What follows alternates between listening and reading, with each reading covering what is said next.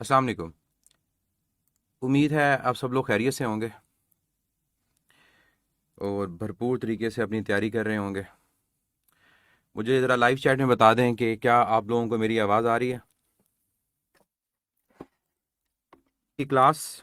और आज हम स्टार्ट कर रहे हैं फिजिक्स का यूनिट नंबर 1।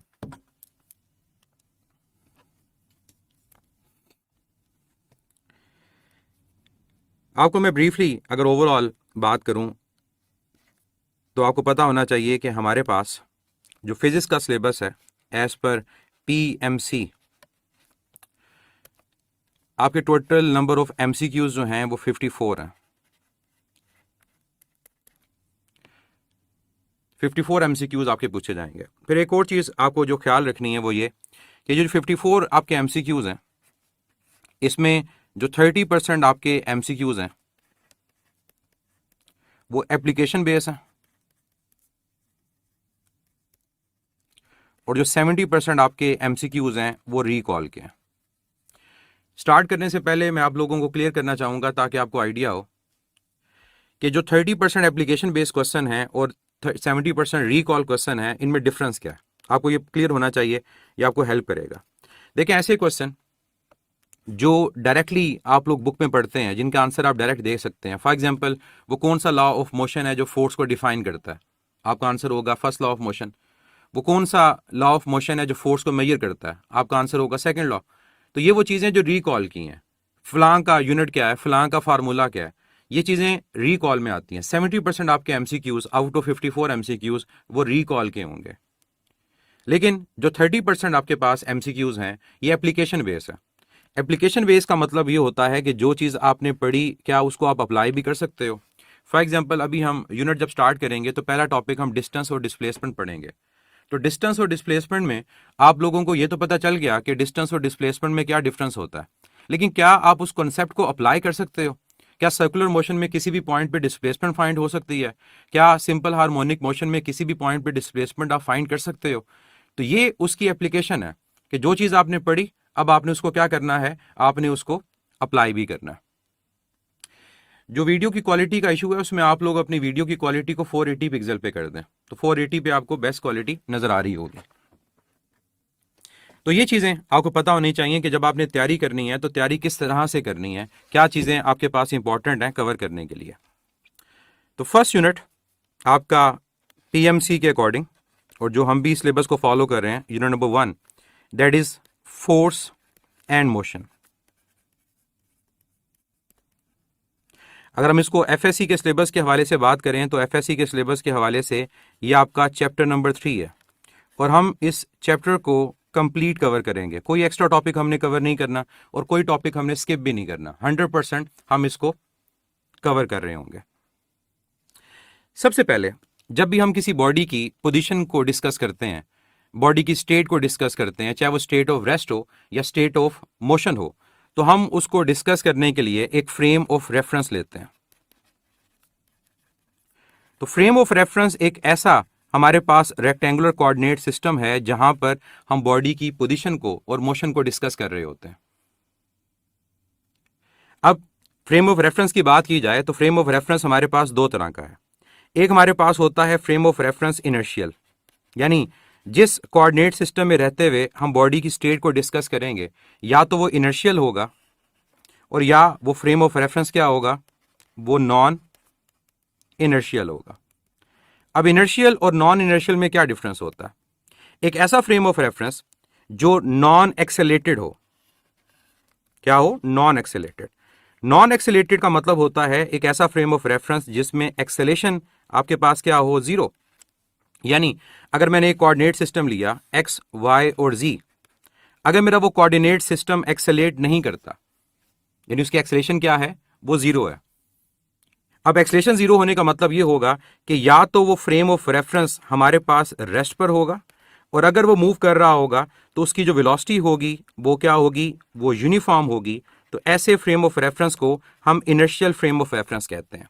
और एक बात यहां पर याद रखनी है कि जितने भी फिजिक्स के लॉज हैं, चाहे हमारे पास वो क्लासिकल मैकेनिक्स में लॉज ऑफ मोशन हो या वो क्वांटम मैकेनिक्स में रिलेटिविटी थ्योरी हो, वो सारे के सारे laws inertial frame of reference में वैलिड होते हैं।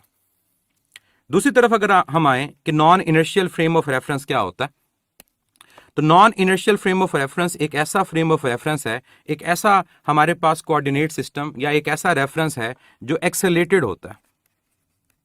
अब एक्सेलेटेड नाम से जाहिर होता है कि जहां पर आपके पास एक्सेलेशन क्या होगी, नॉन जीरो, और जब आपके पास एक्सेलेशन नॉन जीरो होगी इसका मतलब उसकी जो वेलोसिटी होगी वो non uniform. Laws of motion non uniform velocity वाले फ्रेम ऑफ रेफरेंस में वैलिड नहीं होते, नॉन इनर्शियल में वैलिड नहीं होते। तो हमसे जब भी एमसीक्यू पूछा जाएगा कि जब भी हम किसी बॉडी की पोजीशन को डिस्कस करेंगे तो किस फ्रेम ऑफ रेफरेंस में डिस्कस करेंगे, हमारा आंसर होगा inertial frame of reference.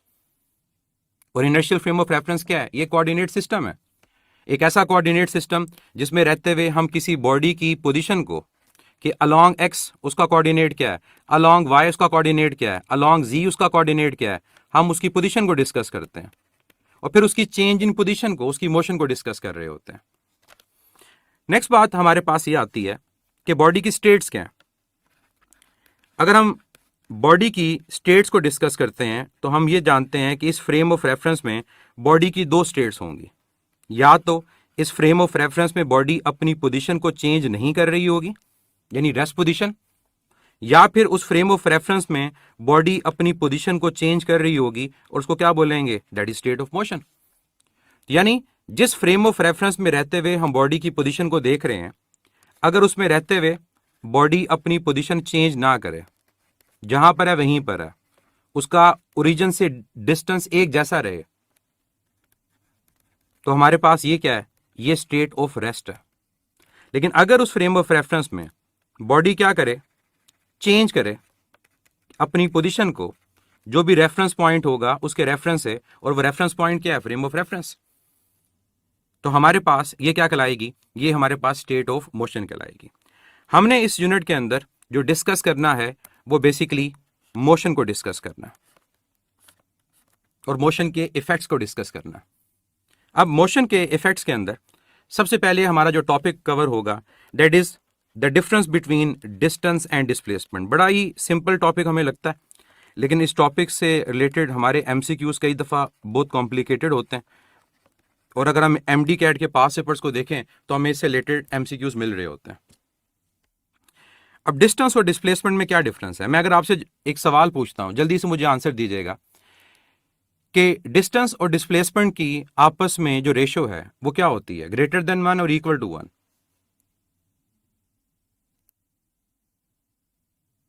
Distance और डिस्प्लेसमेंट की जो रेशो होती है दैट इज इक्वल टू 1 और ग्रेटर देन 1।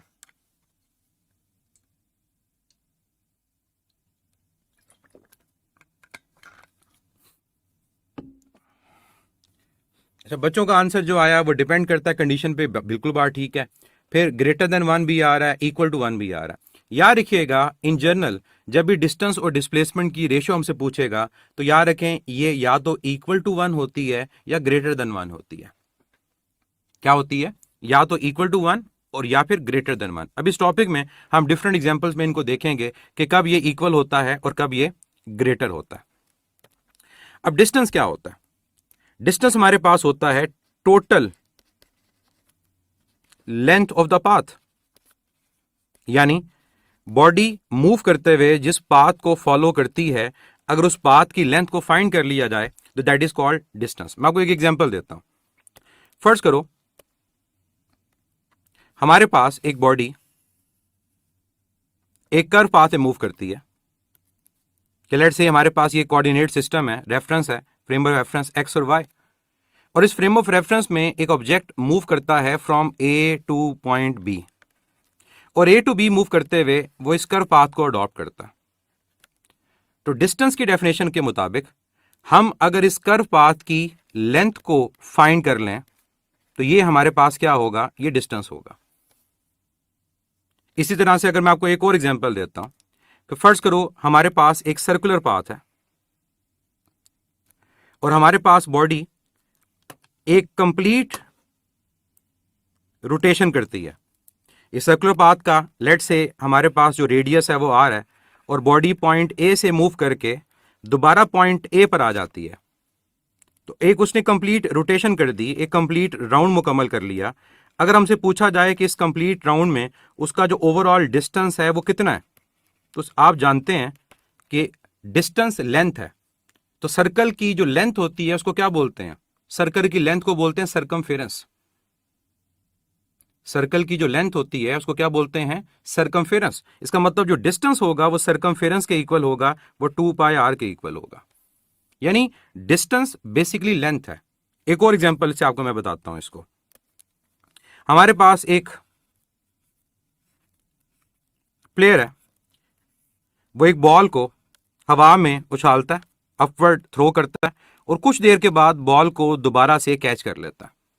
अगर मैं कहता हूं कि टोटल हाइट जो बॉल ने अटेन की वो h है और हमसे पूछा जाए कि बताएं इसका टोटल डिस्टेंस कितना है, तो distance length of the path है ना, तो h उसने डिस्टेंस कवर किया ऊपर जाने में, h डिस्टेंस कवर किया नीचे आने में, तो टोटल डिस्टेंस कितना हुआ? वो 2h के इक्वल आया। तो distance is basically length of the path. और लास्ट एक एग्जांपल दे के वापस आते हैं कि अगर हमारे पास वाइब्रेटरी मोशन की एग्जांपल ली जाए कि लेट से एक पेंडुलम है, वो अपनी मीन पोजीशन के अबाउट वाइब्रेट करता है।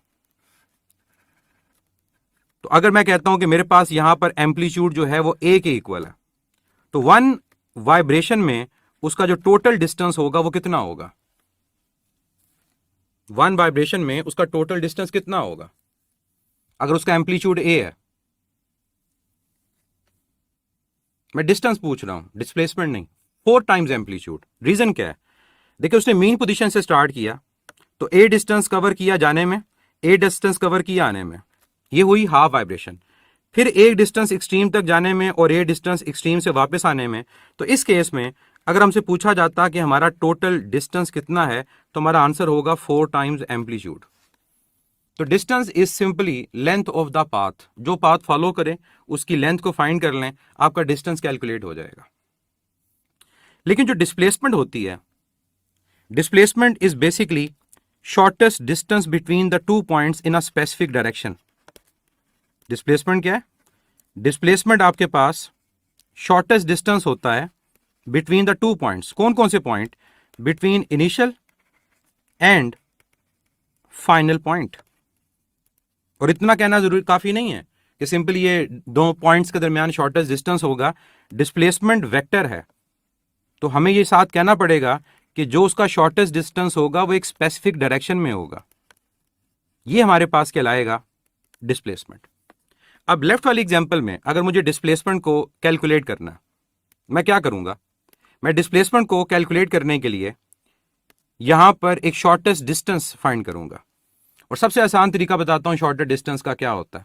शॉर्टेस्ट डिस्टेंस का सबसे आसान तरीका यह होता है कि जो आपका इनिशियल पॉइंट है उधर वेक्टर की टेल रखो, जो फाइनल पॉइंट है वहां वेक्टर का हेड रखो। तो जब आप टेल रखोगे कहां पर?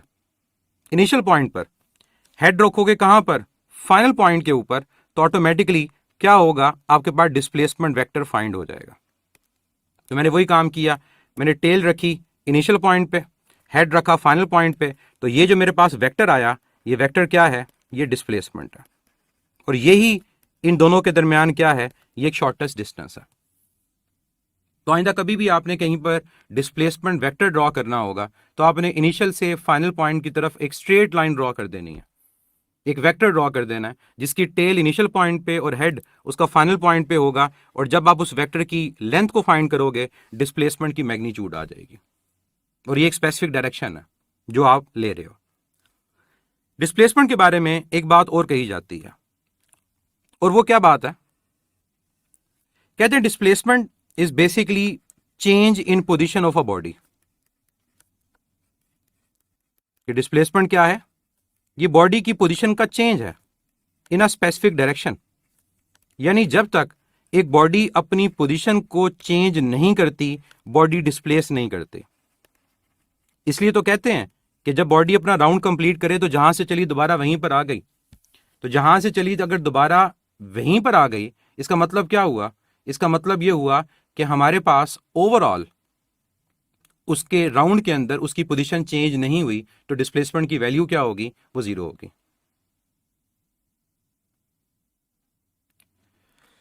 तो change in position of a body, कि बॉडी की जो पोजीशन में चेंज हमारे पास आता है, दैट इज कॉल्ड डिस्प्लेसमेंट। इसको मैं आगे जाकर वेक्टर फॉर्म में भी एक्सप्लेन करूंगा कि ये क्या चीज होती है। अब आगे चलें, कुछ और पॉइंट डिस्कस करते हैं डिस्टेंस और डिस्प्लेसमेंट से रिलेटेड। डिस्टेंस के बारे में हम जानते हैं कि डिस्टेंस में सिर्फ मैग्नीट्यूड ली जाती है, तो डिस्टेंस कौन सी क्वांटिटी है? ये स्केलर क्वांटिटी है। मैंने ये कहा बच्चे कि डिस्प्लेसमेंट चेंज इन पोजीशन है। जब तक बॉडी की पोजीशन चेंज नहीं होती, जब तक बॉडी की पोजीशन चेंज नहीं होती, बॉडी डिस्प्लेस नहीं करती। तो इस वजह से हम कहते हैं कि बॉडी की पोजीशन का चेंज होना जरूरी है। ये पॉइंट आगे मैंने फर्दर एक्सप्लेन भी करना। तो डिस्टेंस स्केलर है। इसमें जब भी आप कहीं पर देखोगे तो दो चीजें रिप्रेजेंट करने के लिए यूज हो रही होंगी, एक मैग्नीट्यूड होगी और दूसरी चीज क्या होगी? डायरेक्शन। लेकिन जो डिस्प्लेसमेंट है ये कौन सी क्वांटिटी है? ये आपके पास वेक्टर क्वांटिटी है, और इसको रिप्रेजेंट करने के लिए अब सिर्फ मैग्नीट्यूड और डायरेक्ट यूनिट से काम, बल्कि मैंने गलत लिख दिया, सॉरी, मैग्नीट्यूड और यूनिट चाहिए आपको स्केलर के लिए, और वेक्टर के लिए अब मैग्नीट्यूड और यूनिट से अकेला काम नहीं चलेगा, आपको मैग्नीट्यूड और यूनिट के अलावा अब तीसरी चीज एक रिक्वायर्ड है, और वो क्या है? डायरेक्शन। तो डिस्प्लेसमेंट में डायरेक्शन का होना जरूरी होता है।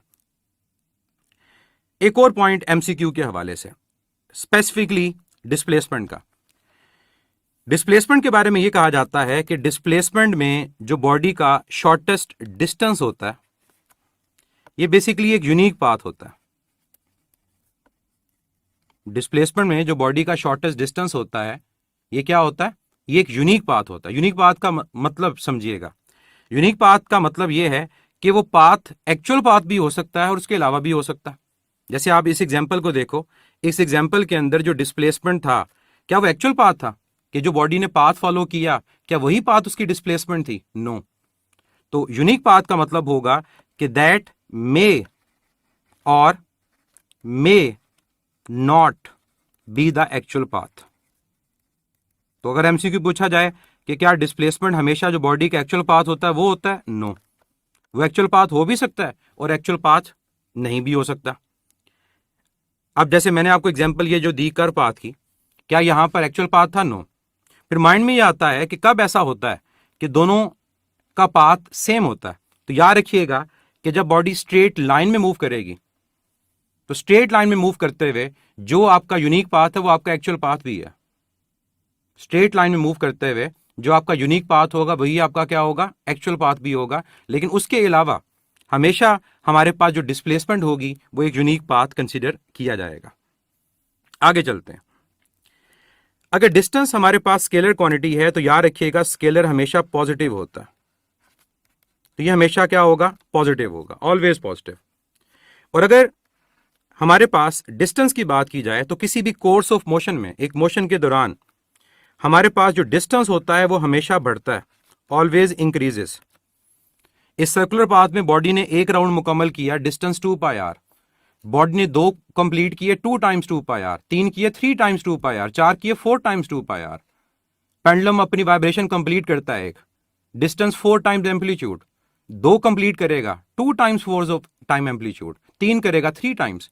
इसका मतलब डिस्टेंस कभी कम नहीं होता, डिस्टेंस हमेशा किसी कोर्स ऑफ मोशन के अंदर हमेशा इंक्रीज करता है और कभी भी डिस्टेंस हमारे पास डिक्रीज नहीं करता। डिस्टेंस कभी डिक्रीज नहीं करेगा। डिस्प्लेसमेंट की बात की जाए तो डिस्प्लेसमेंट के बारे में याद रखिएगा कि डिस्प्लेसमेंट जो है ये पॉजिटिव भी हो सकती है। कैसे? अगर अपवर्ड मोशन को आप पॉजिटिव लोगे तो अपवर्ड डिस्प्लेसमेंट पॉजिटिव होगी, अगर अपवर्ड पॉजिटिव तो डाउनवर्ड नेगेटिव। तो displacement can be positive, displacement can be negative, and displacement can be zero. वो जीरो भी हो सकती है। एक ही मोशन में रहते हुए पॉजिटिव भी, नेगेटिव भी और जीरो भी। इस एग्जांपल में आपको देता हूं, जिस प्लेयर ने बॉल को अपवर्ड थ्रो किया था, ऊपर जाते हुए अगर डिस्प्लेसमेंट पॉजिटिव है तो नीचे आते हुए डिस्प्लेसमेंट क्या है? नेगेटिव। ऊपर जाते हुए अगर डिस्प्लेसमेंट पॉजिटिव तो नीचे आते हुए डिस्प्लेसमेंट नेगेटिव। और जब बॉल को उसने कैच कर लिया तो उस पॉइंट पे जाके डिस्प्लेसमेंट कितनी हो गई? वो जीरो हो गई। तो एक ही मोशन में डिस्प्लेसमेंट अपने आप को चेंज करता रहता है, पॉजिटिव नेगेटिव जीरो। लेकिन डिस्टेंस ऐसे नहीं करता, डिस्टेंस हमेशा बढ़ता जाएगा, वो कम नहीं होगा। तो can be positive, can be negative और can be zero in any course of motion. फिर इसके अलावा याद रखिएगा कि डिस्प्लेसमेंट कैन डिक्रीज और इंक्रीज। डिस्प्लेसमेंट बढ़ भी सकता है किसी मोशन में और डिस्प्लेसमेंट उस मोशन में कम भी हो सकता है विद टाइम। दोनों चीजें पॉसिबल हैं। जैसे भी आपको मैंने एग्जांपल दी, ऊपर जाते हुए डिस्प्लेसमेंट अगर बढ़ रही है तो नीचे आते हुए डिस्प्लेसमेंट क्या हो रही है, कम हो रही है। तो ये भी पॉइंट आपको क्लियर होने चाहिए। फिर एक बच्चे ने पूछा क्या डिस्टेंस जीरो हो सकता है? तो याद रखिएगा अगर आपको कहीं पर लिखा जाए कि डिस्टेंस की वैल्यू जीरो, तो वहां लाजिम है कि डिस्प्लेसमेंट की वैल्यू भी जीरो। और ये कब पॉसिबल है? जब बॉडी रेस्ट पोजीशन पर हो, उसके अलावा नहीं। तो रेस्ट पोजीशन में दोनों जीरो हो सकते हैं, उसके अलावा ये पॉसिबल नहीं है कि डिस्प्लेसमेंट की वैल्यू हमारे पास जीरो हो और डिस्टेंस जीरो हो, ऐसा नहीं होगा। रेस्ट पे ये पॉसिबिलिटी एग्जिस्ट करती है। अब जो मैंने एग्जांपल्स आपको दी थी सर्कुलर मोशन की, आपने सर्कुलर मोशन में मुझे ये तो बता दिया कि उस सर्कुलर मोशन के अंदर हमारे पास एक रोटेशन के अंदर डिस्टेंस जो है वो 2 पाई आर है। मुझे बताओ उसी एक रोटेशन के अंदर डिस्प्लेसमेंट कितनी है? अगर एक रोटेशन के अंदर आपके पास डिस्टेंस 2 पाई आर है तो हमारे पास उसी एक रोटेशन में डिस्प्लेसमेंट क्या है? बिल्कुल आपका आंसर होगा जीरो। उस सर्कुलर पाथ के अंदर आपकी जो डिस्प्लेसमेंट की वैल्यू वो जीरो। वजह यह कि जो उसका पॉइंट था इनिशियल वही उसका पॉइंट है फाइनल, चेंज ही नहीं आया। जब पोजीशन में चेंज नहीं आया तो डिस्प्लेसमेंट की वैल्यू जीरो। इसी तरह इस वाइब्रेटरी मोशन के अंदर एक वाइब्रेशन के लिए अगर आपका डिस्टेंस जीरो है तो पोजीशन अगर चेंज नहीं हुई तो यहां डिस्प्लेसमेंट क्या है, वो जीरो है।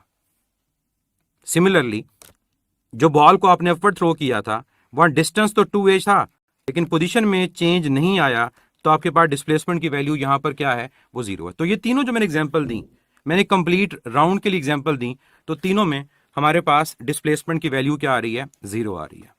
अब कुछ पॉइंट हमें इन एग्जांपल से समझ आते हैं। वो पॉइंट्स क्या है? वो पॉइंट ये है कि हमारे पास ये तीनों एग्जांपल जो हैं ये क्लोज पाथ की हैं। कौन सा पाथ है? Close path. क्लोज पाथ वो पाथ होता है जहां पर जो पॉइंट इनिशियल हो वही पॉइंट फाइनल हो। इसको मैं यूं भी कह सकता हूं जिसमें पोजीशन चेंज ना हो रही हो। तो क्लोज पाथ में याद रखिएगा जब पोजीशन चेंज नहीं होती तो इस केस में आपका डिस्टेंस कभी भी जीरो के इक्वल नहीं होता, लेकिन आपकी डिस्प्लेसमेंट हमेशा जीरो होती है। ऑलवेज जब भी क्लोज पाथ होगा डिस्टेंस कभी भी जीरो नहीं होगा, never be equal to zero, लेकिन डिस्प्लेसमेंट हमेशा क्या होगी, वो जीरो के इक्वल आएगी।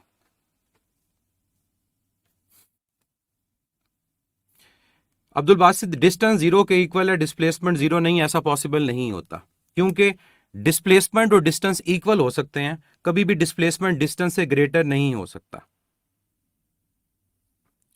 एक और पॉइंट जो आपने याद रखना है, ऊपर मैंने बात की थी यूनिक पाथ की, तो उससे रिलेटेड पॉइंट याद रखिएगा कि जब भी हमारे पास स्ट्रेट पाथ होगा, लीनियर पाथ होगा, चाहे स्ट्रेट का वर्ड यूज करो चाहे लीनियर पाथ का वर्ड यूज करो, तो स्ट्रेट पाथ या लीनियर पाथ के अंदर आपके पास हमेशा डिस्टेंस जो है वो डिस्प्लेसमेंट की मैग्नीट्यूड के इक्वल होगा।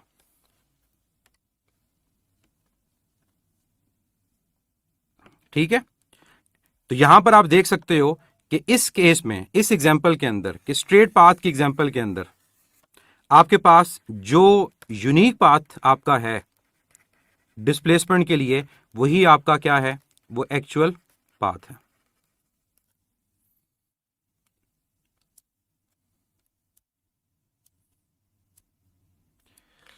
बच्चे ने पूछा सर वाई ओनली मैग्नीट्यूड? बच्चे स्केलर और वेक्टर कंपेयर नहीं होंगे ऐसे। जब भी आपने स्केलर और वेक्टर को कंपेयर करना होगा तो मैग्नीट्यूड के साथ कंपेयर करना होगा। पुनहाल डिस्प्लेसमेंट की डायरेक्शन होती है, डिस्टेंस की डायरेक्शन नहीं होती। क्या हो गया आपको? बेसिक चीज है और उसमें आप गलती कर रहे हो।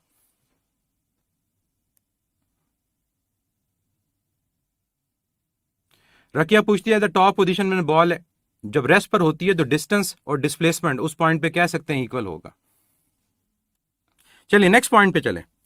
अब ये जो एग्जांपल्स आपने देखी, इन एग्जांपल से हमें एक बात समझ आती है, और वो बात समझ आती है एक रिलेशनशिप, कि डिस्टेंस और डिस्प्लेसमेंट के दरमियान क्या रिलेशनशिप होता है। वो रिलेशनशिप ये है कि जब हमारा स्ट्रेट पाथ होगा तो डिस्टेंस हम देख रहे हैं कि वो डिस्प्लेसमेंट के इक्वल है। कब? Straight path. उसके अलावा कोई भी एग्जाम्पल आप ले लें, कोई भी, हमेशा आप देखोगे कि डिस्टेंस जो होगा वो डिस्प्लेसमेंट से क्या होगा? ग्रेटर होगा। तो अगर हमसे पॉसिबिलिटीज पूछी जाएं कि डिस्टेंस और डिस्प्लेसमेंट का आपस में क्या रिलेशन होता है, तो ये पॉसिबिलिटी आप लोगों ने याद रखनी है कि डिस्टेंस डिस्प्लेसमेंट से ग्रेटर होता है या इक्वल होता है। और अगर पूछा जाए कि क्या चीज पॉसिबल नहीं है, तो याद रखिएगा कि डिस्टेंस की वैल्यू कभी भी डिस्प्लेसमेंट से लेसर नहीं हो सकती, ये पॉसिबल नहीं है। इसके अलावा क्या पॉसिबल नहीं है? इसके अलावा ये पॉसिबल नहीं है कि डिस्टेंस की वैल्यू जीरो हो लेकिन डिस्प्लेसमेंट की वैल्यू नॉन जीरो हो। याद रखिएगा ये दोनों चीजें हमारे पास पॉसिबल नहीं होती, these are not possible. Magnitude क्या है? मैग्नीट्यूड मिकदार है, क्वांटिटी है किसी चीज की। अब इन चीजों की बेस पे कुछ क्वेश्चंस जैसे आपने एलएमएस पे भी देखे, अगर डिस्टेंस डिस्प्लेसमेंट से ग्रेटर या इक्वल है, तो अगर मैं आपसे रेशो पूछूं, ऊपर डिस्टेंस है नीचे डिस्प्लेसमेंट है, आपका न्यूमरेटर बड़ा है डिनोमिनेटर छोटा है, आपका न्यूमरेटर बड़ा है डिनोमिनेटर छोटा है, आपका आंसर क्या आएगा? आपका आंसर ये आएगा कि ये रेशो या तो 1 के इक्वल या 1 के ग्रेटर होगी। ये करेक्ट है, या तो 1 के इक्वल या 1 से ग्रेटर। दूसरी चीज एक और भी याद रखें, अगर आपसे एग्जामिनर ये रेशो उल्टी करके पूछे, ऊपर ले डिस्प्लेसमेंट और नीचे ले डिस्टेंस, अब डिनोमिनेटर बड़ा है न्यूमरेटर छोटा है, अब न्यूमरेटर आपके पास बड़ा डिनोमिनेटर छोटा, तो अब क्या होगा? अब आपका आंसर 1 के इक्वल तो हो सकता है स्ट्रेट पाथ में, उसके अलावा क्या होगा? 1 से लेसर होगा। तो क्वेश्चन की स्टेटमेंट को पढ़ना है और उसके मुताबिक आपने आंसर देना है रेशो के बारे में। और रेशो में एक चीज का ख्याल रखें, जिस क्वांटिटी का नाम पहले आएगा वो न्यूमरेटर में होगा, ऊपर होगा, जिसका बाद में आएगा वो डिनोमिनेटर में नीचे होगा। कई बच्चे इसमें भी कंफ्यूज होते हैं कि कौन ऊपर कौन नीचे। तो जिसका नाम पहले वो ऊपर, जिसका नाम बाद में वो नीचे। तो डिस्टेंस बड़ा होता है, तो डिस्टेंस जब ऊपर आएगा, डिस्टेंस जब ऊपर आएगा तो वैल्यू बढ़ जाएगी 1 से ग्रेटर। डिस्टेंस बड़ा होता है, जब ये नीचे आएगा तो ये वैल्यू को 1 से क्या कर देगा? छोटा कर देगा। अब हम डिस्कस करते हैं डिस्प्लेसमेंट के बारे में, एक बड़ा इंपॉर्टेंट पॉइंट कि डिस्प्लेसमेंट को वेक्टर मेथड के थ्रू कैसे हम सॉल्व करते हैं। और मैं अब चाहूंगा कि अब आप लोगों का पूरा फोकस इस पॉइंट पे होना चाहिए ताकि आप इसको समझें कि वेक्टर फॉर्म में डिस्प्लेसमेंट को कैसे फाइंड किया जाता है। देखें, डिस्प्लेसमेंट की अगर बात की जाए तो डिस्प्लेसमेंट के बारे में ये स्टेटमेंट मैंने लिखी थी ऊपर कि displacement is basically change in position. और यहां पर मैं इसमें एक चीज ऐड कर रहा हूं और वो ये है change in position vector of a body. क्योंकि जब आप रेक्टेंगुलर कोऑर्डिनेट सिस्टम लोगे, एक्स वाई और जी एक्सिस लोगे, तो वहां पर उस पोजीशन का पोजीशन वेक्टर लिया जा सकता है। तो हम क्या करेंगे, हम अगर उस पोजीशन वेक्टर के चेंज को कैलकुलेट कर लेंगे तो उसके चेंज को कैलकुलेट करने से हमें डिस्प्लेसमेंट की वैल्यू पता चल जाएगी।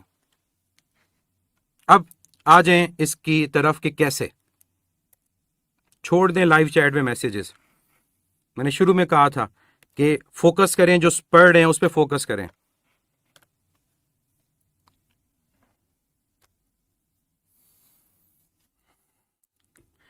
फर्स्ट करें, ये आपके पास वाई एक्सिस है और ये आपके पास एक्स एक्सिस है। और जो पहले मैंने एग्जांपल दी थी उस एग्जांपल को लेते हुए बॉडी पॉइंट ए से मूव करके पॉइंट बी पे आती है, ये उसका कर्व आता है जिसको फॉलो करती है।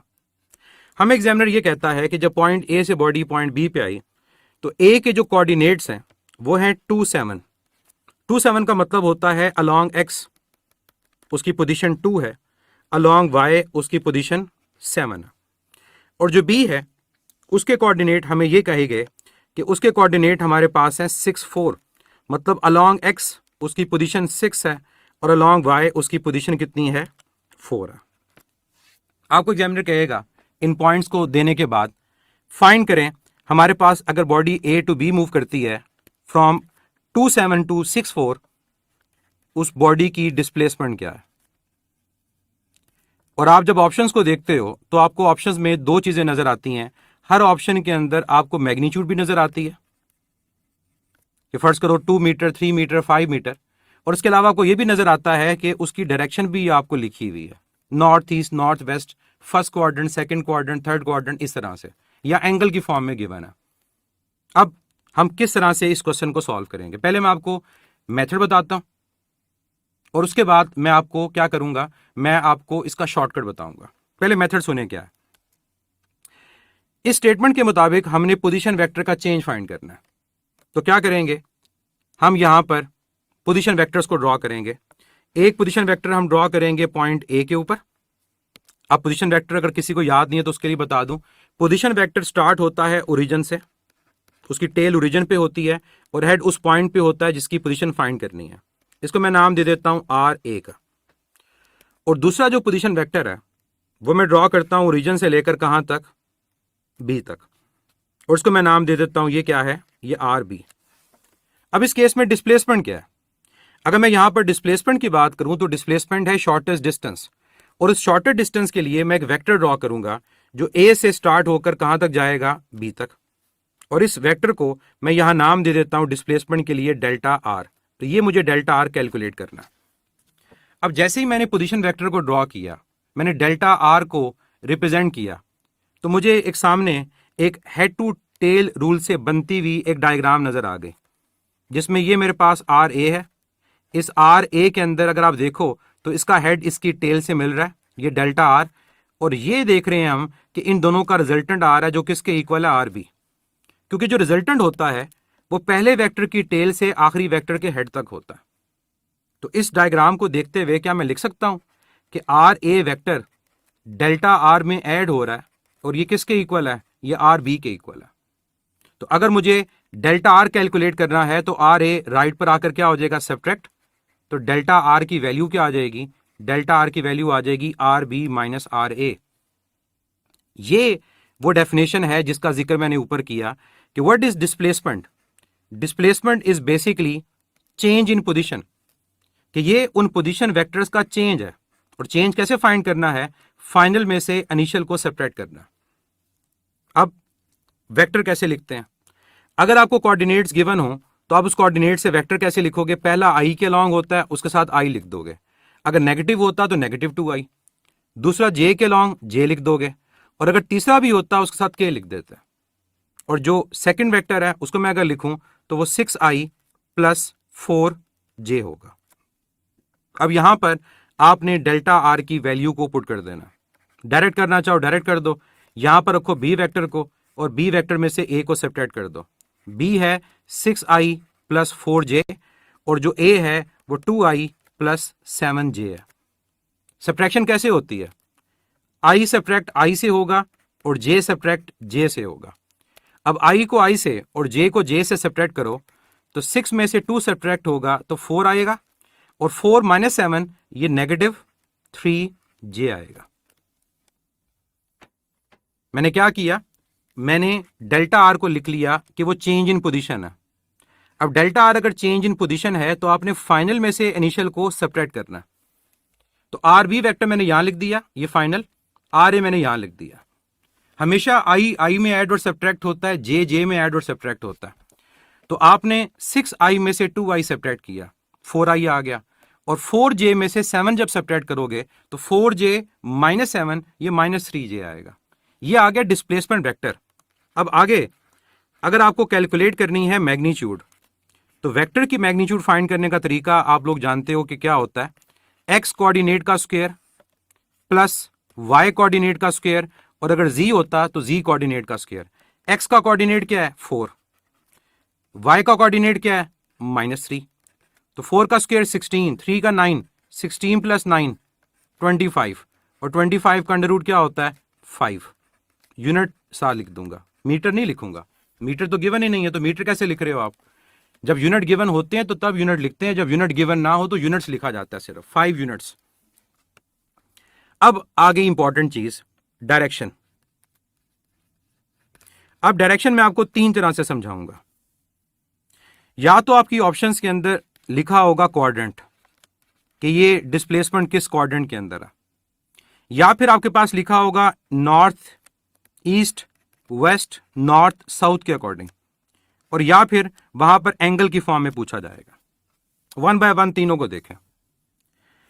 आप सब लोग जानते हैं क्वाड्रेंट्स को जब डिस्कस किया जाता है कि आपके पास पहले क्वाड्रेंट के अंदर एक्स पॉजिटिव होता है और वाई भी पॉजिटिव होता है। दूसरे क्वाड्रेंट के अंदर आपके पास वाई पॉजिटिव और एक्स नेगेटिव होता है। तीसरे क्वाड्रेंट के अंदर दोनों नेगेटिव होते हैं और चौथे क्वाड्रेंट के अंदर एक्स पॉजिटिव और वाई नेगेटिव होता है। अब हमने जो वेक्टर फाइंड किया था उस वेक्टर के साइंस देखो, उसमें एक्स पॉजिटिव है, वाई नेगेटिव है। अगर एक्स पॉजिटिव और वाई नेगेटिव हो तो ये कौन सा क्वाड्रेंट है? एक्स पॉजिटिव और Y negative. X positive Y negative ये चौथा क्वाड्रेंट है। तो इसका मतलब क्वाड्रेंट के मुताबिक इसका अगर आंसर आएगा तो वो क्या आएगा? कौन सा क्वाड्रेंट है? ये फोर्थ क्वाड्रेंट में लाई करता है। अब आ जाए ईस्ट वेस्ट नॉर्थ साउथ की बेस पर। इसी एक्स वाई को हम ईस्ट वेस्ट नॉर्थ साउथ से रिप्रेजेंट भी कर सकते हैं।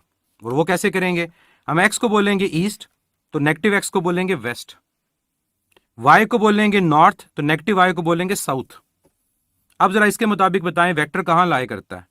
अगर वेक्टर पहले में लाई करता तो नॉर्थ ईस्ट होता, दूसरे में लाई करता तो नॉर्थ वेस्ट होता, तीसरे में लाई करता तो साउथ वेस्ट होता, चौथे में है तो चौथे के लिए यहां पर आप क्या बोलोगे?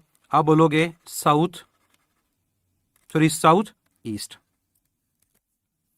कन्वेंशन के अंदर पहले साउथ नॉर्थ यूज होता है, कन्वेंशन को फॉलो करना। South east south west, north east north west, तो ये क्या है? साउथ ईस्ट में। तीसरी चीज पर आए, एंगल। एंगल फाइंड करने के लिए आप लोग पढ़ते हो tan इनवर्स, ऊपर आता है y कोऑर्डिनेट और नीचे आता है x कोऑर्डिनेट। तो अगर एंगल पूछा जाए कि साउथ ईस्ट में किस एंगल पर है, तो tan इनवर्स, ऊपर y का कोऑर्डिनेट नीचे x का, तो y का कोऑर्डिनेट क्या है? -3 और x का कोऑर्डिनेट क्या है? 4।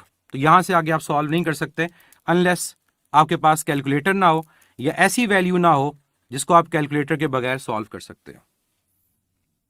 तो ये आ गया थीटा tan इनवर्स -3/4। इसका डायरेक्ट मेथड क्या था? शॉर्टकट यहां पर देखते हैं कि अगर आपने डायरेक्ट डिस्प्लेसमेंट की मैग्नीट्यूड फाइंड करनी हो, ये शॉर्टकट कब यूज होगा? जब आपने डायरेक्ट मैग्नीट्यूड फाइंड करनी हो डिस्प्लेसमेंट की, और आपको डाटा किस फॉर्म में गिवन हो? आपको डाटा गिवन हो कोऑर्डिनेट्स की फॉर्म में। कोऑर्डिनेट्स का मतलब है कि आपको डाटा एक्स, वाई और जी की फॉर्म में गिवन हो। तो आपने किस शॉर्टकट को यूज करना है? इसको बोलते हैं distance formula. Distance formula use होता है जब आपको कोऑर्डिनेट्स गिवन हो और आपने डायरेक्ट उनके दरमियान मैग्नीट्यूड डिस्टेंस की फाइंड करनी हो। फार्मूला है √x2 - x1 होल स्क्वायर। हमने भी तो यही किया था, x को x से सब्ट्रैक्ट किया था, plus y2 - y1 plus z2 - z1 whole square. तो हमने जो पूरा मेथड किया, हम इस मेथड से डायरेक्ट उसकी मैग्नीट्यूड को कैलकुलेट कर सकते थे। x2 - x1 whole square plus y2 - y1 whole square plus z2 - z1 whole square. अगर मैं यहां पर देखूं तो मेरे डेटा के अंदर ये है x2, ये है y2, मेरे डेटा में ये है x1 और ये है y1, और दोनों केसेस में z एक्सिस नहीं है तो z कितना होगा? 0 होगा। डिस्टेंस फार्मूला तब यूज होता है जब आपको कोऑर्डिनेट्स गिवन हो। दोबारा देख लें, अगर आपको 2 पॉइंट्स गिवन है, उनके x, y और z कोऑर्डिनेट्स गिवन है, x1 y1 z1, x2 y2 z2, तो आपने डायरेक्ट जब कैलकुलेट करना है उनके दरमियान डिस्टेंस, तो कैसे कैलकुलेट करोगे? अंडर रूट x2 में से सब्ट्रैक्ट करोगे x1 होल स्क्वायर, y2 में से सब्ट्रैक्ट करोगे y1 होल स्क्वायर, और इसी तरह से z2 में से सब्ट्रैक्ट करोगे z1 whole square. Direct magnitude find हो जाएगी। ठीक है, इसको दोबारा देख लीजिएगा, अगर कोई मसला हो तो आपको आइडिया हो जाएगा। फार्मूला है बच्चे, अगर आपके पास कोऑर्डिनेट गिवन हो कि फर्ज करो बॉडी ए से मूव करके बी पॉइंट पे गई, ए के कोऑर्डिनेट्स हैं x1, y1, z1, फर्स्ट करो 2, 3, 4 वैल्यू गिवन होगी, और बी के कोऑर्डिनेट गिवन है x2, y2, z2। आपको कहा जाता है कैलकुलेट करो ए से बी जब बॉडी मूव की तो इसके दरमियान कितना डिस्टेंस है, तो आपने ये फार्मूला यूज करके डायरेक्ट फाइंड कर लेना। तो जो मैंने तरीका आपको बताया उस तरीके को इसके थ्रू करना, सॉल्व हो जाएगा। जिनको समझ नहीं आया वो दोबारा देख लीजिएगा, आपको आइडिया हो जाएगा। बार बार देखेंगे एक चीज को तो कई दफा बार बार देखने से वो चीज क्लियर हो जाती है। अब यहां पर मैं एक पॉइंट आपको क्लियर करना चाहूंगा। फर्स्ट करो हमारे पास जब एंगल फाइंड करने लगे tan इनवर्स, तो वैल्यू कुछ इस किस्म की आई कि y कोऑर्डिनेट -1 है, x कोऑर्डिनेट 1 है।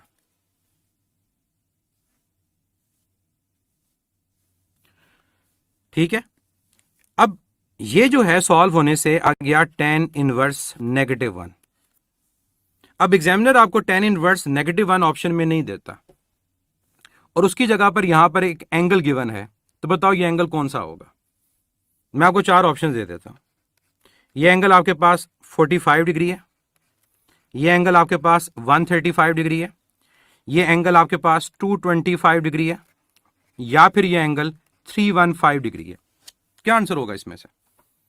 ये फर्स्ट करो अगर आपका वेक्टर ऐसा आया जिसका x कोऑर्डिनेट -1 है और y कोऑर्डिनेट +1 है, तो एंगल क्या आएगा?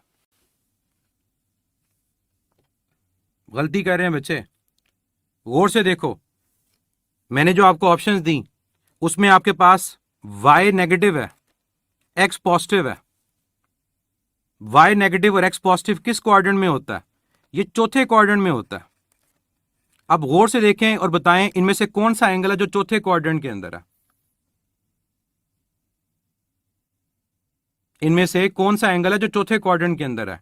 आंसर आपके पास क्या होगा? डेल्टा। डेल्टा आपके पास राइट आंसर है, 315 डिग्री। क्या है? 315 डिग्री। इसको आप यूं भी याद रख सकते हो कि जो tan इनवर्स 1 है ये 45 डिग्री होता है। अगर tan इनवर्स 1 45 डिग्री है तो tan इनवर्स -1 -45 डिग्री है। सुन लें बच्चे, बड़ा इंपॉर्टेंट पॉइंट है। अगर tan इनवर्स 1 45 है तो tan इनवर्स -1 -45 है। अब एंगल पॉजिटिव कब होता है, नेगेटिव कब होता है? जब भी आप एंटी क्लॉकवाइज एंगल लेते हैं ना, एंटी क्लॉकवाइज एंगल, आपका एंगल पॉजिटिव होता है। और जब भी आप एंगल क्लॉकवाइज ले रहे होते हैं तो आपका एंगल क्या होता है? नेगेटिव होता है। तो ये जो -45 है ये बेसिकली एक तरह का क्लॉकवाइज एंगल है। तो क्लॉकवाइज एंगल क्या बनेगा? चौथे क्वाड्रेंट के अंदर है ना, तो चौथे क्वाड्रेंट के अंदर ये वाला एंगल आपका -45 डिग्री है।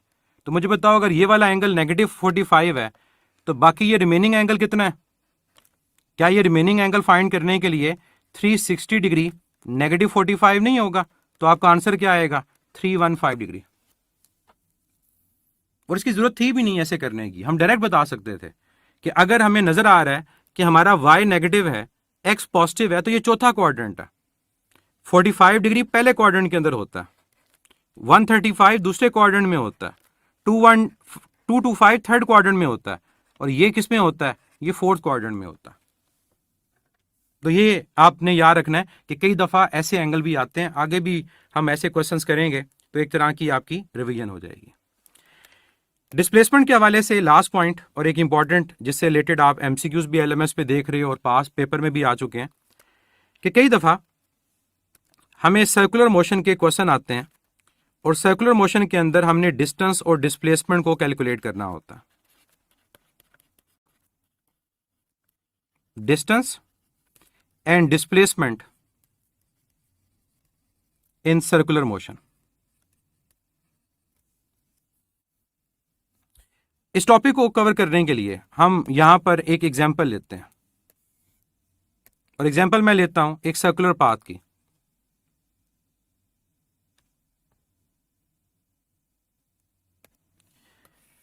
लेट्स से हमारे पास ये एक सर्कुलर पाथ है। इस सर्कुलर पाथ का जो सेंटर है दैट इज O, और हमारे पास इस सर्कुलर पाथ का जो रेडियस है that is r। In circular path के अंदर हम पॉइंट्स को डिवाइड कर देते हैं कि ये पॉइंट मेरे पास A है जो बेसिकली 0 डिग्री कंसीडर होगा, ये पॉइंट हमारे पास B ये 90 डिग्री कंसीडर होगा, ये पॉइंट हमारे पास C A के मुकाबले में ये 180 डिग्री कंसीडर होगा, ये पॉइंट हमारे पास D और A के मुकाबले में ये 270 डिग्री कंसीडर होगा, और दोबारा जब A पर आ जाओगे तो वो एंगल पूरा घूमकर कितना हो जाएगा, वो 360 डिग्री हो जाएगा। अब हमें एग्जामिनर ये कहता है कि इन 4 पॉइंट्स के ऊपर डिस्टेंस को, डिस्प्लेसमेंट को कैलकुलेट करो। अब मैं आपको डिफरेंट तरह से इसको समझाता हूं टेबल की फॉर्म में। अगर मैं इन पॉइंट्स की फॉर्म में लूं तो मेरे पास पॉइंट A B, बजाय लाइव चैट में बातें करने के सुन लें, A B C D और A। इन पॉइंट्स के अलावा हम बात कर लेते हैं टाइम की।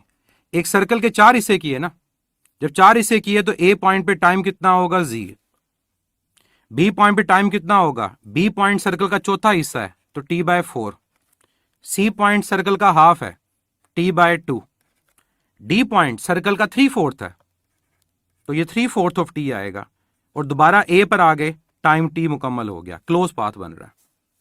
टाइम के अलावा आप एंगल की फॉर्म में भी ले सकते हो। यहां पर आपका एंगल 0, यहां पर आपका एंगल 90, यहां पर 180, उसके बाद 270 और आखिर में 360।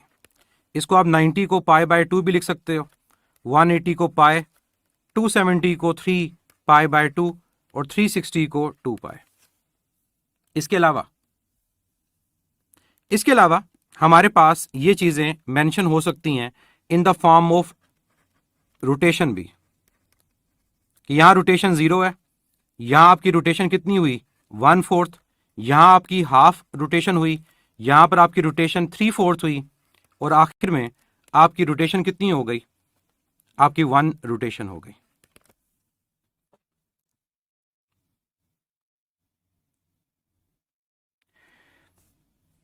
अब मुझे इन तमाम पॉइंट्स पे डिस्टेंस और डिस्प्लेसमेंट को कैलकुलेट करना, तो 2 हम यहां पर मजीद कॉलम्स ऐड कर लेते हैं, और एक कॉलम और भी करना चाहें तो रेशो का भी, क्योंकि जब डिस्टेंस और डिस्प्लेसमेंट कैलकुलेट हो जाएगी तो आप रेशो को भी कैलकुलेट कर सकते हो। अब स्टार्ट करते हैं ए से। ए पॉइंट तो आपका स्टार्टिंग पॉइंट है, रेस्ट पोजीशन है। अगर रेस्ट पोजीशन है तो वहां पर आपके पास जो डिस्टेंस है उसकी वैल्यू भी 0, आपकी डिस्प्लेसमेंट की वैल्यू भी 0।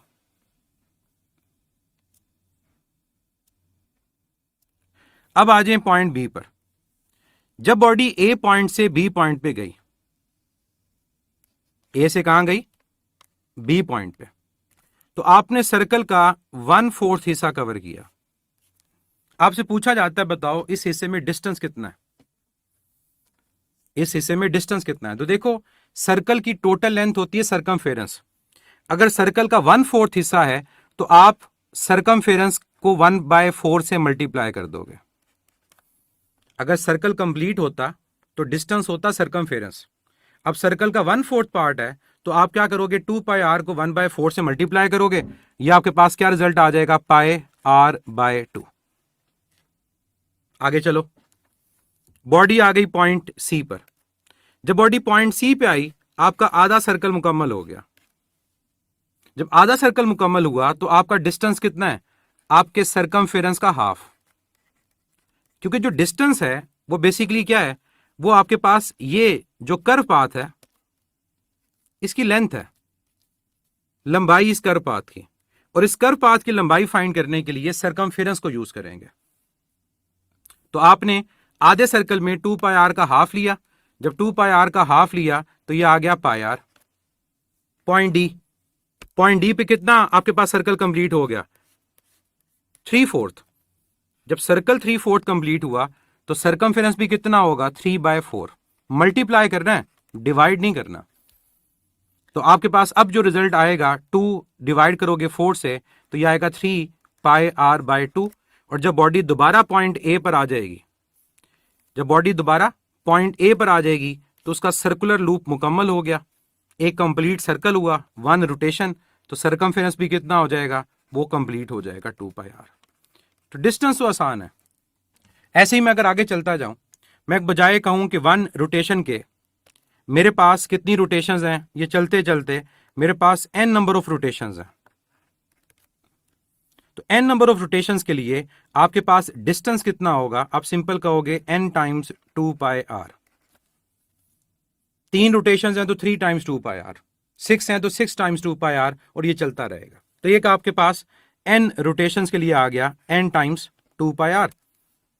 n चाहे 4 है, 4.5 है, 3 है, 3.5 है, आप इसको फाइंड कर लोगे। अब आए डिस्प्लेसमेंट की तरफ, जो ज्यादा जरूरी है। डिस्प्लेसमेंट क्या था, shortest distance between the 2 points. तो जब बॉडी पॉइंट ए से मूव करके बी पर गई, अब सुने इसको, जब बॉडी पॉइंट ए से मूव करके पॉइंट बी पे गई तो आपके पास जो शॉर्टेस्ट डिस्टेंस है वो क्या है, एक ऐसा वेक्टर जिसकी टेल ए पर होगी और हेड बी पर होगा। तो आप क्या करोगे, यहां पर एक वेक्टर ड्रॉ करोगे टेल ए पर और हेड कहां पर, बी पर। अब ये वो वेक्टर है जिसकी लेंथ मैंने मालूम करनी है, क्योंकि अगर मैं इस वेक्टर की लेंथ मालूम कर लूंगा तो बेसिकली मैं डिस्प्लेसमेंट को कैलकुलेट कर लूंगा। अब मुझे बताएं, ये डिस्प्लेसमेंट फाइंड करते हुए जब आपने वेक्टर ड्रॉ किया तो क्या आपके पास ये एक राइट एंगल ट्राइंगल नहीं बन गई, और इस राइट एंगल ट्राइंगल की जो बेस है वो भी आ रहा है, और इस राइट एंगल ट्राइंगल का जो हाइपोटेन्यूज है वो भी आ रहा है। तो अगर आपको बेस भी पता है, हाइपोटेन्यूज भी पता है, परपेंडिकुलर भी पता है, तो क्या हाइपोटेन्यूज कैलकुलेट नहीं हो जाएगा। बेस भी पता है, परपेंडिकुलर भी पता है, तो क्या हाइपोटेन्यूज कैलकुलेट नहीं हो जाएगा। तो हम जब इस राइट एंगल ट्राइंगल को यूज करते हुए डिस्प्लेसमेंट को कैलकुलेट करेंगे ए से लेकर बी तक, तो ये आ रहा है, ये आ रहा है, मुझे ये कैलकुलेट करना है, तो मैं यूज करूंगा पैथागोरस, और पैथागोरस के according base R, perpendicular R, R square plus R square, ये आएगा under root of 2r square. Square under root से क्या होगा, कैंसिल। यहां बड़ा एक बेसिक मैथमेटिक्स का रूल समझ लें जो आपने गलत नहीं करना। अगर दो चीजें ऐड हो रही हो और उनके ऊपर अंडर रूट हो, या सब्ट्रैक्ट हो रही हो और उनके ऊपर अंडर रूट हो, तो वो अंडर रूट सेपरेट नहीं होता, वो बेसिकली उन दोनों के सम या उन दोनों के डिफरेंस पे होता। लेकिन अगर दो चीजें मल्टीप्लाई हो रही हो या दो चीजें डिवाइड हो रही हो, तो वो अंडर रूट उन दोनों पे सेपरेट होता है, यूं।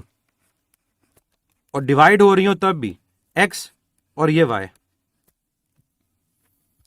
तो यहां पर 2 और r स्क्वायर मल्टीप्लाई हो रहे हैं। अगर 2 और r स्क्वायर मल्टीप्लाई हो रहे हैं तो यहां अंडर रूट ऑफ 2 अलग है और under root of r square अलग है। तो सिर्फ r का अंडर रूट कैंसिल होगा। जब r का अंडर रूट कैंसिल होगा तो आपके पास यहां पर क्या आ जाएगा, यहां पर आपके पास सिंपली आ जाएगा under root of 2r, under root of 2r। यह आपका डिस्टेंस फाइंड हो गया। आगे चलें पॉइंट बी पर। जब आप पॉइंट बी पे पहुंचे तो अब आपको सी पर हाफ रोटेशन, अब आपको सी पॉइंट पे फाइंड करनी है डिस्प्लेसमेंट। सी पॉइंट पे क्या फाइंड करनी है, डिस्प्लेसमेंट। क्या करूंगा, ए से लेकर सी तक एक वेक्टर ड्रॉ करूंगा। जब ए से लेकर सी तक वेक्टर ड्रॉ करूंगा तो मुझे इस वेक्टर की लेंथ को मालूम करना है। तो क्या बच्चे, ए से लेकर सी तक ये जो वेक्टर है ये सर्कल का डायमीटर नहीं है, और सर्कल का डायमीटर क्या होता है, 2r। इसका मतलब ये हुआ कि जब हमारे पास आधा सर्कल कंप्लीट होता है, सरकमफेरेंस हाफ होता है ए से लेकर सी तक, तो उस केस में हमारे पास जो डिस्प्लेसमेंट होती है वो सर्कल का डायमीटर होता है। और सर्कल का डायमीटर किसके इक्वल है, वो 2r के इक्वल है। तो ये आपसे डायरेक्ट एमसीक्यू पूछा जा सकता है, और पास पेपर में सेमी सर्कल का क्वेश्चन आया हुआ है कि सेमी सर्कल में हमारे पास जो डिस्प्लेसमेंट होती है वो किसके इक्वल होती है, आप कहोगे 2r के इक्वल। रिवर्स भी पूछ सकता है कि सर्कल में वो कौन सा पॉइंट होता है जहां पर आपकी डिस्प्लेसमेंट डायमीटर के इक्वल होती है, आप कहोगे सेमी सर्कल। जब भी सेमी सर्कल होगा आपकी डिस्प्लेसमेंट जो होगी वो 2r के इक्वल होगी। अब आ जाए नेक्स्ट 3/4 पे। जब आप 3/4 पे पहुंचे तो पॉइंट सी यहां पर आ गया, अब जो शॉर्टेस्ट डिस्टेंस है इनिशियल से फाइनल, वो यहां से यहां तक होगा। हमेशा वेक्टर इनिशियल से ड्रॉ करना। अब आपने जब यहां से लेकर यहां तक ये वेक्टर ड्रॉ किया, तो गौर से देखें बच्चे, ए से बी और ए से डी दोनों केसेस में ट्रायंगल एक जैसी नहीं है, और दोनों केसेस में ट्रायंगल एक जैसी हैं, तो दोनों केसेस में डिस्प्लेसमेंट की मैग्नीट्यूड भी तो सेम आएगी। क्यों? दोनों केसेस में बेस आपकी आर है, दोनों केसेस में परपेंडिकुलर आपका क्या है, आर। तो यानी इसका मतलब यह हुआ कि जब बॉडी पॉइंट सी पे आती है, ए से सी पे आती है, तो हमारे पास वही ट्रायंगल बन जाती है जो ए से बी। तो मैं यहां पर दोबारा जब डिस्प्लेसमेंट को कैलकुलेट करूंगा, तो Pythagoras theorem R square plus R square, यह आएगा under root of 2 time R square, और ये अंडर रूट ऑफ 2 आर के इक्वल है। एक जल्दी से मुझे आंसर बताइएगा, ए से बी और ए से सी क्या डायरेक्शन सेम है? ए से बी या ए से सी क्या डायरेक्शन सेम है? Sorry, D, sorry.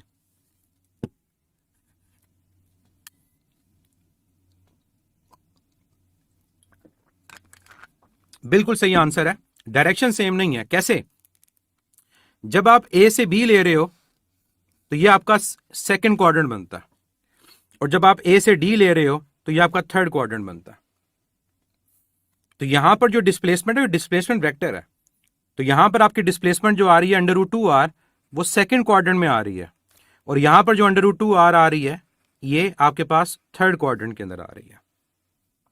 तो मैग्नीट्यूड सेम है, डायरेक्शन सेम नहीं। और लास्ट पॉइंट, जब दोबारा पॉइंट ए पर आ जाओगे, जब दोबारा पॉइंट ए पर आ जाओगे, तो आपने बेसिकली एक कंप्लीट राउंड कर लिया। कंप्लीट राउंड का मतलब होगा कि आपने क्लोज पाथ ले लिया, और क्लोज पाथ के अंदर आपकी डिस्प्लेसमेंट की मैग्नीट्यूड क्या होती है? वो जीरो होती है। तो पॉइंट ए के ऊपर वापस आपकी डिस्प्लेसमेंट जीरो आ गई। अब आपने हर पॉइंट पे डिस्टेंस और डिस्प्लेसमेंट फाइंड कर लिया। अब आपसे एग्जामिनर बजाय ये वैल्यूज फाइंड करने के ये भी तो कह सकता है कि आप इनकी रेशो को कैलकुलेट करो। तो अगर आपको वैल्यूज ये फाइंड हो गई, तो आप इजीली अब आप रेशो को कैलकुलेट कर सकते हो। अब मैं आपको रेशो लास्ट में कैलकुलेट करके देता हूं कि अब रेशो कैलकुलेट करनी है किसकी, ये पहले से डिफाइन होगा। मुझे रेशो फाइंड करनी है डिस्टेंस टू डिस्प्लेसमेंट। हर एक जो आंसर आया उसमें डिस्टेंस को रखो न्यूमरेटर में, डिस्प्लेसमेंट को डिनोमिनेटर में। अगर बिल्कुल ऑपोजिट होते तो फिर नेगेटिव साइन यूज करते हैं। बच्चे फर्स्ट और फोर्थ नहीं है। इस एंगल को देखो तो ये आपका एंगल 90 से बड़ा है, और ये एंगल 270 से छोटा है। फर्स्ट और सेकंड और थर्ड बनेंगे आपके। आराम से ड्रॉ करके इसको देखिएगा, डायरेक्शन सेम नहीं है। रेशो की बात करने लगे। पहले केस में डिस्टेंस क्या है और डिस्प्लेसमेंट क्या है? डिस्टेंस आपके पास है पाई आर बाय 2, और डिस्प्लेसमेंट आपके पास है under root of 2 R. R R से कैंसिल हो जाएगा, 2 नीचे आके मल्टीप्लाई होगा, इसका आंसर आएगा pi over 2 under root of 2। Pi over 2 under root of 2। Second point, second point में आपका जो डिस्टेंस है वो पाई आर है, आपकी डिस्प्लेसमेंट 2 आर है। आर आर से कैंसिल होगा, आपकी रेशियो आएगी pi by 2। Third case, third case में आपका जो डिस्टेंस है वो 3 पाई आर ओवर 2 है, और डिस्प्लेसमेंट आपके पास अंडर रूट ऑफ 2 आर है। आर आर से कैंसिल होगा, 2 नीचे जाके मल्टीप्लाई, यह आएगा 3 pi over 2 times under root of 2। और लास्ट आपके पास केस, उसमें आपका डिस्टेंस तो 2 पाई आर है, लेकिन डिस्प्लेसमेंट जीरो। कोई भी चीज जीरो से डिवाइड हो तो वो आपके पास अनडिफाइंड आती है, इंफिनिटी।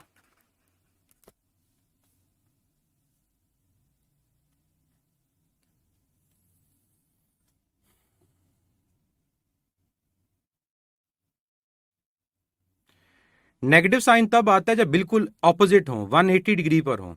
तो ये दोनों 180 डिग्री पर नहीं है, इस वजह से एक को पॉजिटिव और एक को नेगेटिव मैं नहीं कहूंगा। मुझे कोऑर्डिनेट्स गिवन होंगे, उसके मुताबिक बात करूंगा, लेकिन नेगेटिव्स का साइन मैं यूज नहीं करूंगा।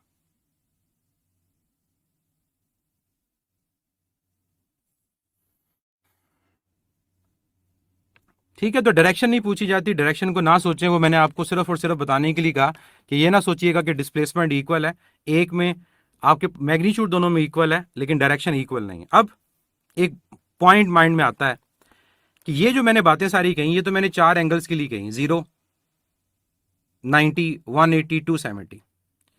अगर इनके अलावा कोई और एंगल होता तो फिर, तो कोई और एंगल बच्चे होता या ना होता, आपको मैं यहां पर डिस्प्लेसमेंट फाइंड करने का शॉर्टकट बता देता हूं कि जब भी आपने सर्कुलर मोशन में डिस्प्लेसमेंट फाइंड करनी हो,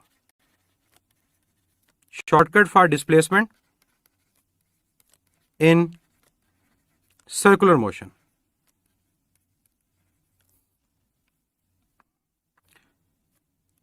तो क्या तरीका होगा उसका? Displacement is equal to under root of, और ये जो शॉर्टकट मैं यहां बता रहा हूं ये रिलेटिव वेलोसिटी का शॉर्टकट है। रिलेटिव वेलोसिटी के शॉर्टकट भी इसी तरह से है, वहां पर आता है formula v1 square plus v2 square minus 2v1 v2 cos theta, v1 square plus v2 square minus 2 time v1 v2 cos theta. आपने करना क्या है, आपने v1 और v2 की जगह r लिख देना है। तो यहां पर आप लिखोगे, मैं आपको एक और तरह से लिखवा देता हूं, a square plus b square minus 2 time a b cos theta. यहां पर आपके पास ए और बी आर के इक्वल है, तो जो शॉर्टकट आपका बना वो ये बना, अंडर रूट ऑफ आर का स्क्वायर प्लस आर का square minus 2 time R square into cos of theta. अब इस फार्मूला को यूज कैसे करना ये जरूरी है बच्चे। मैंने लाइव क्लास में आपको पहले बताया था, जब पढ़ा रहा हूं तो बीच में कोई कमेंट्स नहीं करने, लेकिन आप लोग नहीं रुकते हो। मैं आपके मैसेज पढ़ूंगा, जो जवाब देना होगा उसका जवाब दूंगा। वाइब्रेटरी मोशन हम जब सिंपल हार्मोनिक मोशन पढ़ेंगे मैं वहां बताऊंगा, वो सिंपल है। कोऑर्डिनेटर वाला पॉइंट मैं एक्सप्लेन कर दूंगा, सब्र करें। एक ही मैसेज को बार बार ना किया करें, आपकी वजह से बाकी बच्चे डिस्टर्ब होते हैं। अब इस फार्मूला को यूज कैसे करना है, पहले मैं आपको एग्जांपल दे देता हूं जो आपने भी पढ़ी। फर्स्ट करो 90 डिग्री पर डिस्प्लेसमेंट को फाइंड करना है, आप इसको अप्लाई करें। अब 90 डिग्री पे डिस्प्लेसमेंट फाइंड करने के लिए जरूरी है कि आपको कॉस 90 डिग्री की वैल्यू पता हो।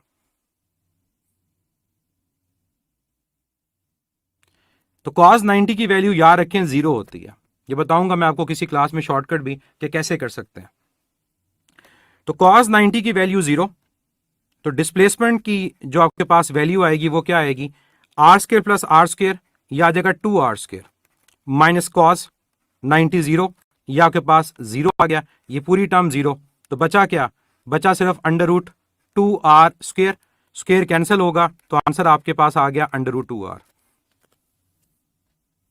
अब कोई और एंगल ले, क्या लाजमी है कि 90 वगैरह ही हो? नो। अगर आपके पास एंगल फर्ज करो 60 डिग्री होता, फिर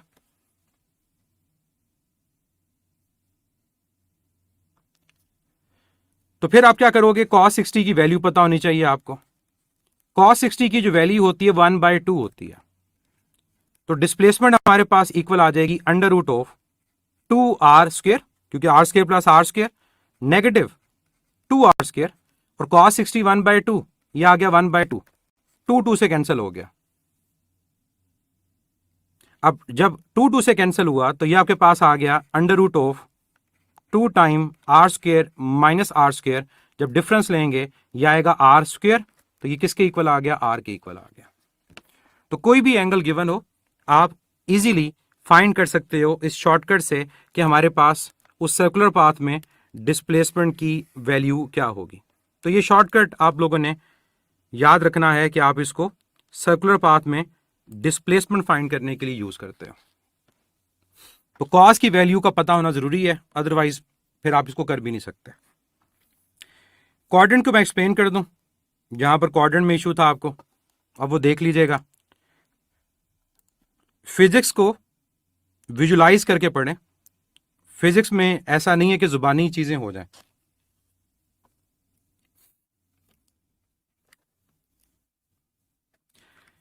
जब तक आप इसको विजुलाइज करके नहीं पढ़ेंगे, ड्रॉ करके नहीं पढ़ेंगे, आपको समझ भी नहीं आएगी। अब मैंने काम किया, मैंने 4 क्वाड्रेंट्स को ड्रॉ कर दिया, 60 पे करवा दिया बच्चे, फिर वही बात जो करवा दी है उसी को आप बार बार पूछते हैं।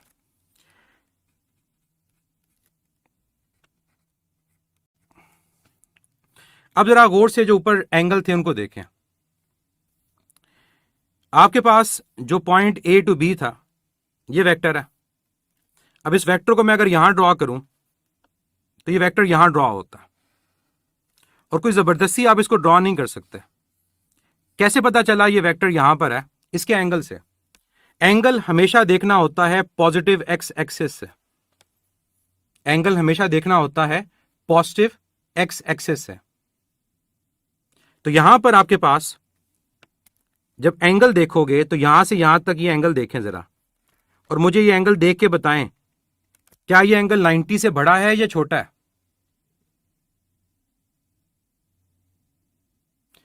क्या जब मैंने ये ड्रॉ किया जो पॉइंट ए से लेकर बी तक था, क्या ये एंगल 90 से ग्रेटर है छोटा है? 90 से ग्रेटर है। और क्या ये 180 से लेसर नहीं है? ये 90 डिग्री से ग्रेटर है और 180 डिग्री से लेसर है। तो जब 90 से ग्रेटर 180 से लेसर हो तो ये कौन सा क्वाड्रेंट होता है? Second quadrant. तो मैंने यही बात यहां पर कही थी आपको कि ये आपके पास कहां लाया करता है? ए टू बी सेकंड क्वाड्रेंट में। दूसरा जो मैंने वेक्टर ड्रॉ किया वो कुछ इस किस्म का था। इसको भी आप जबरदस्ती कहीं और ड्रॉ नहीं कर सकते, ये यहीं पर ही आएगा, क्योंकि जब आप इस वेक्टर को ड्रॉ करेंगे, इस वेक्टर का जब आप एंगल लेंगे तो ये इसका एंगल बनेगा एक्स एक्सिस से।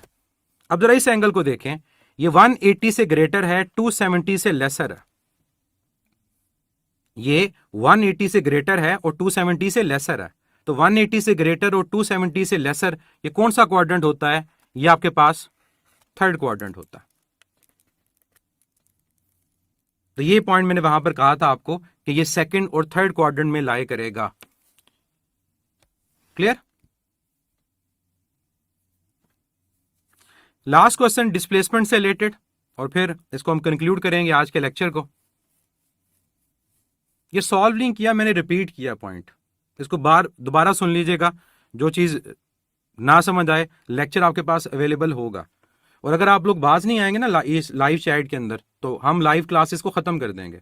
हमने लाइव क्लासेस आप लोगों के लिए स्टार्ट की हैं कि ताकि आप उसका फायदा उठा सकें, ना कि आप लोग हमें भी डिस्टर्ब करें और आप लोग बाकी जो क्लास ले रहे होते हैं उनको भी डिस्टर्ब करें। बच्चे पॉजिटिव एक्स एक्सिस से कैसे एंगल लेते हैं? जो लाइन ड्रॉ हुई होती है वहां से लेकर उस पॉइंट तक एक कर्व ड्रॉ करो, आपको आइडिया हो जाएगा कि वो किस क्वाड्रेंट में लाई करता है।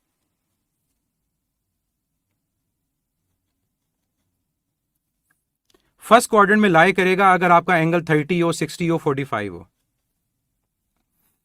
और बच्चे खुद भी कर लीजिएगा, मैं आपको cos 30 की वैल्यू बता देता हूं। cos 30 की वैल्यू होती है √3/2, इसको खुद प्रैक्टिस कीजिएगा। cos 45 की वैल्यू होती है 1/√2, इसको भी खुद प्रैक्टिस कीजिएगा। √3/2 होता है 0.866 और 1/√2 होता है 0.707, इसको खुद प्रैक्टिस कर लीजिएगा। लास्ट क्वेश्चन,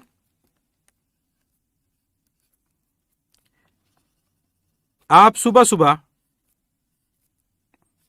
घर से एक वॉक के लिए निकलते हो। सबसे पहले आप जाते हो 300 मीटर नॉर्थ।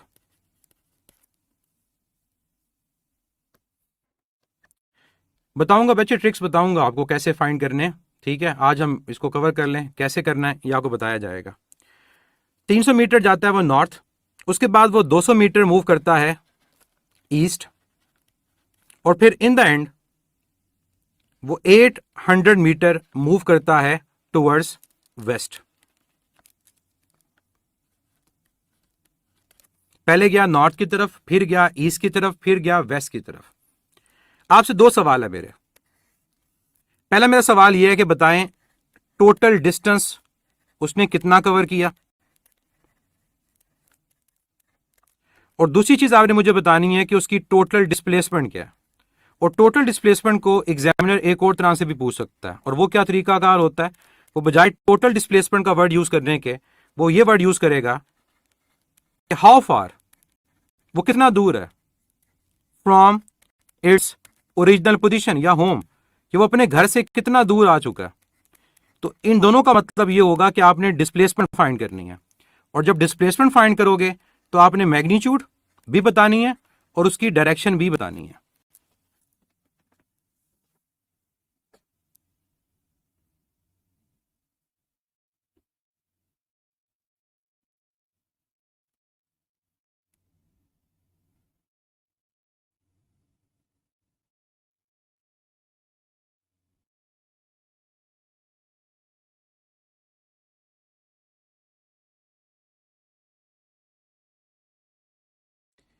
देखिए, डिस्टेंस फाइंड करनी है तो डिस्टेंस फाइंड करने में तो कोई मसला नहीं है, डिस्टेंस सम होता है। तो डिस्टेंस तो आप सिंपली फाइंड कर लेंगे सम से, क्योंकि डिस्टेंस हमेशा बढ़ता है। आप कहोगे 300 मीटर नॉर्थ है जमा 200 मीटर ईस्ट है जमा 800 मीटर वेस्ट है, तीनों को ऐड किया 3 + 2 5 + 8, टोटल डिस्टेंस आपका आ गया 1300 मीटर। मसला डिस्प्लेसमेंट का कि डिस्प्लेसमेंट कैसे फाइंड करनी है, और मैं आपको बजाय लेंथी मेथड बताने के इसका शॉर्टकट मेथड बताता हूं। सुने और उसको फॉलो करें, और आइंदा कभी ऐसा क्वेश्चन आए तो उसको अप्लाई करें। देखिए, ईस्ट वेस्ट नॉर्थ साउथ, सबसे पहले आप इसको ड्रॉ कर लें, क्योंकि वेक्टर है तो वेक्टर के लिए ड्रॉ करना पड़ेगा।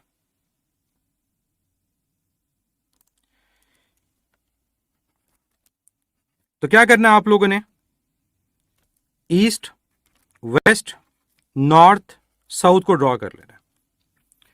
फिर आप इसको रिप्लेस कर दो, एक्स वाई एक्स एक्स है। अगर ईस्ट आपका पॉजिटिव एक्स है तो वेस्ट आपका नेगेटिव एक्स है। अगर नॉर्थ आपका पॉजिटिव वाई है तो साउथ आपका नेगेटिव वाई है। मैं कर सकता हूं ना ये काम कि मैं एक्स एक्स और ईस्ट वेस्ट नॉर्थ साउथ को रिप्लेस कर दूं, क्योंकि दोनों प्लेन में होते हैं, जी एक्सिस की बात ही नहीं हो रही। तो ईस्ट एक्स तो वेस्ट नेगेटिव एक्स। अगर नॉर्थ पॉजिटिव आए तो साउथ नेगेटिव आए। अगर आपको ये पता है तो आपको ये भी पता होना चाहिए यूनिट वेक्टर्स, एक्स पॉजिटिव आई होता है तो नेगेटिव एक्स नेगेटिव आई होता है। अगर वाई पॉजिटिव जे होता है तो साउथ आपका नेगेटिव जे होता है। मैंने क्यों ये काम आपको बताया कि आइंदा कभी भी ये डायरेक्शन वाला क्वेश्चन आए तो आपने बजाय पूरी डायग्राम ड्रॉ करने के उस स्टेटमेंट को पढ़ते हुए एक वेक्टर लिख देना है। अब लिखना कैसे है, 300 मीटर नॉर्थ, नॉर्थ के साथ जे आएगा, आप लिख दोगे 300 जे, 300 जे। ईस्ट के साथ आई आएगा और ईस्ट पॉजिटिव, ये 200 आई आ गया। वेस्ट के साथ नेगेटिव आई आएगा, आप नेगेटिव 800 आई लिख दोगे। अब जरा इसको सॉल्व करें तो वेक्टर क्या बना, पॉजिटिव 200 माइनस 800, यह आएगा -600 आई प्लस 300 जे। अब डिस्प्लेसमेंट वेक्टर आ गया। जब वेक्टर आ जाए तो उसकी मैग्नीट्यूड लेना कोई मुश्किल काम नहीं होता। आप क्या करोगे, आप एक्स कोऑर्डिनेट का स्क्वायर लोगे प्लस वाई कोऑर्डिनेट का स्क्वायर लोगे, आपका आंसर आ जाएगा। 6 का स्क्वायर 36 और 2 जीरो है ना, तो ये हो जाएगा 36 10 पावर 4 प्लस 3 का स्क्वायर 9, 2 जीरो है 10 पावर 4। 36 प्लस 9 क्या होता है, 45। यह आ गया 45 10 पावर 4। अब 10 पावर 4 का अंडर रूट क्या होता है, 10 पावर 2। मसला 45 के अंडर रूट का है, 45 का अंडर रूट ले लें, आपका आंसर आ गया। अब आपको मैं बताता हूं 45 का अंडर रूट कैसे लेना है। शॉर्टकट मैंने वैसे एक बना के वीडियो अपलोड भी की हुई है चैनल पे, उसको देख लीजिएगा। 45 को हम लिख सकते हैं ना 9 मल्टीप्लाइड बाय 5, तो 9 का अंडर रूट क्या होता है 3 और 5 का अंडर रूट होता है 2.2। यह आपका आंसर आ गया। 2.2 को 3 से मल्टीप्लाई कर दो, क्या होता है 2.2 इंटू 3,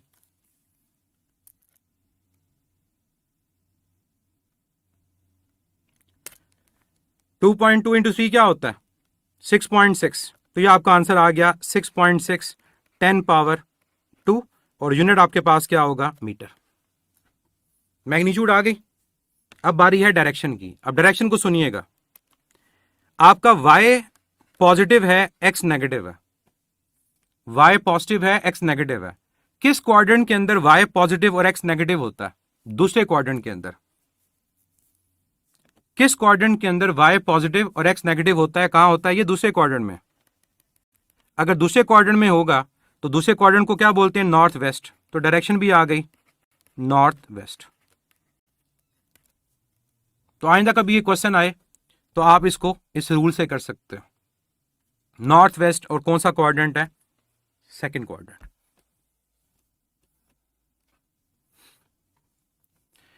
अब यहां पर एक और बात बताता जाऊं, आप कई प्रैक्टिस बुक में ऐसा क्वेश्चन करोगे जहां पर आपको एग्जामिनर कहेगा